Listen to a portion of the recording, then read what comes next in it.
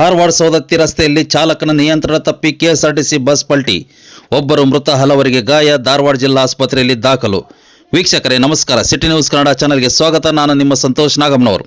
ವೀಕ್ಷಕರೇ, ಧಾರವಾಡ ಸೌದತ್ತಿ ರಸ್ತೆಯಲ್ಲಿ ಇಂದು KSRTC bus ಒಂದು ಚಾಲಕನ ನಿಯಂತ್ರಣ ತಪ್ಪಿ ಪಲ್ಟಿಯಾದ ಪರಿಣಾಮ ಒಬ್ಬರು ಮೃತಪಟ್ಟಿದ್ದಾರೆ. ಹಲವು ಪ್ರಯಾಣಿಕರು ಗಾಯಗೊಂಡಿರುವ ಘಟನೆ ನಡೆದಿದೆ.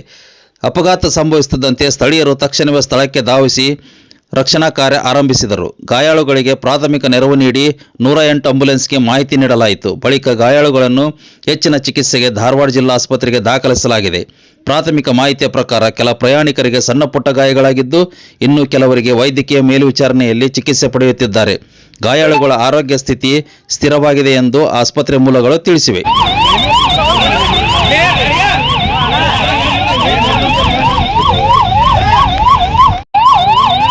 ಇಲ್ಲಿ ಯಾರನ್ನ ಎಮರ್ಜೆನ್ಸಿ ಕಳಿಸ್ಕೊಡ್ರಿ, ಎಮರ್ಜೆನ್ಸಿ